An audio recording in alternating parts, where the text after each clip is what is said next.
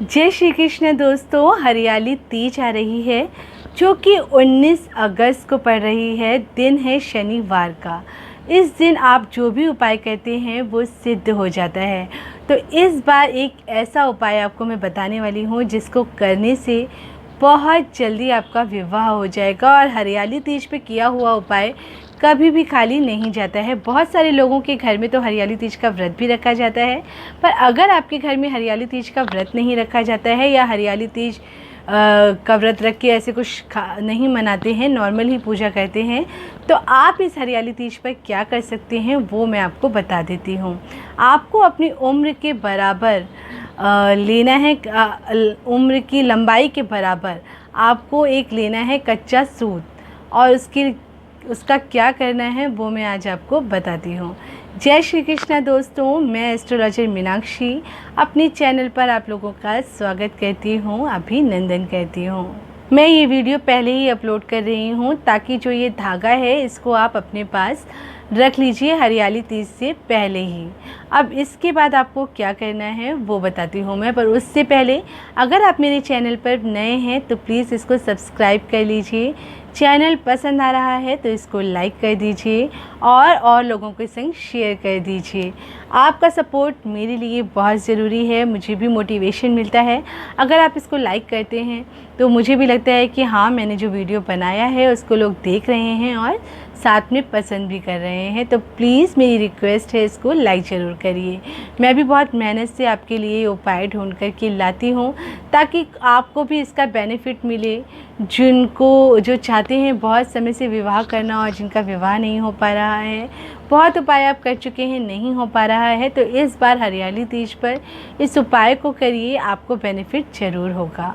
अब आपको आगे क्या करना है वो बता देती हूँ मैं। धागा आपने बना करके हरियाली तीज से पहले ही रख लेना है, मंदिर में ही रख लीजिए, शिव जी की मूर्ति के पास रख दीजिए। जब भी आपने बनाया है, शिव पार्वती परिवार अगर आपके मंदिर में है तो वहाँ पर रख दीजिए, इसको रखे रहने दीजिए। और इसके बाद आपको क्या करना है आगे मैं बताती हूँ।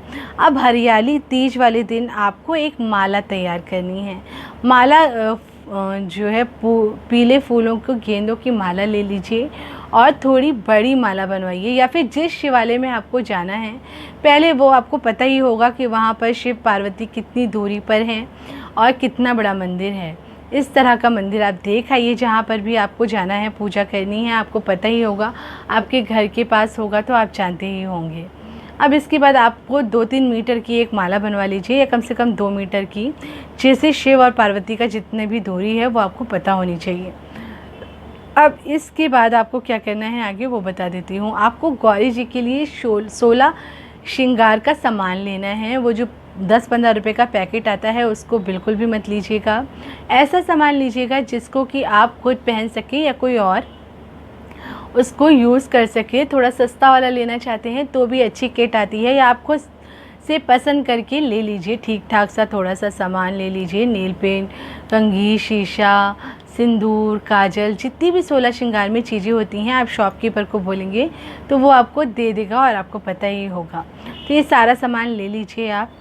इसके बाद आपको जाना है मंदिर में। 1 लोटा जल ले लीजिए, उसमें थोड़ा गंगा जल डाल लीजिए और इसके बाद उसमें थोड़े से काले तिल डाल लीजिए और थोड़ी शक्कर डाल दीजिए।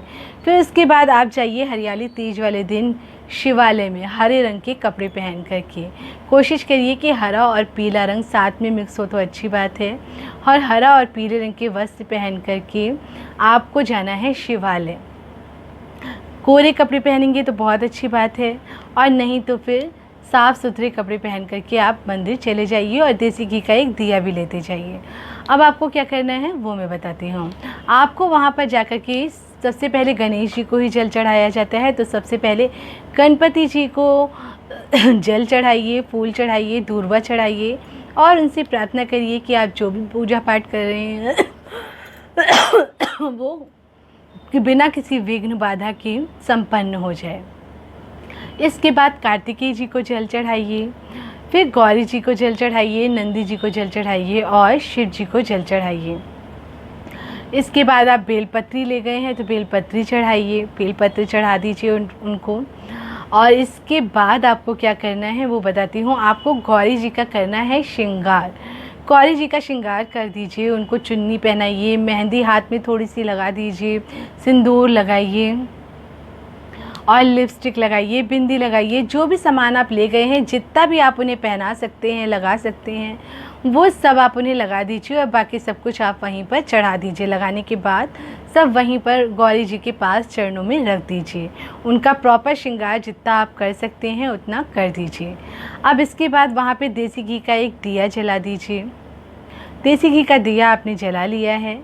इसके बाद आप जो माला लेकर के गए थे वो शिव जी और गौरी जी को एक संग आपको चढ़ा देनी है। अगर मूर्ति है तो मूर्ति तो शिवलिंग पर और गौरी जी वहीं पर होती हैं, पास में ही थोड़ी सी ही दूरी पर वो माला उन दोनों के ऊपर आप चढ़ा दीजिए जोड़े के साथ। अब इसके बाद आपको वहीं पर, ये आपने इतना कर लिया है सब कुछ, अब आपको वो जो धागा आप लेकर के गए थे, जो धागा आप ले गए थे वो धागा भी आपको गौरी जी से लेकर के शिव जी के ऊपर से ले जा कर के एक साथ गांठ बांध देनी है। वो उस धागे की आप गांठ बांध दीजिए एक जगह, जिसमें गौरी जी और शिव जी एक संग उस धागे के अंदर आ जानी चाहिए और वहाँ पर आप गांठ बांध दीजिए। अब आप वहीं पर उनकी आरती कर सकते हैं तो आरती कर लीजिए, शिव जी की आरती कर लीजिए साथ में। फिर आप वहीं किनारे कहीं बैठ कर के ओम पार्वती पते नमः, ओम पार्वती पते नमः इस मंत्र का जाप करिए।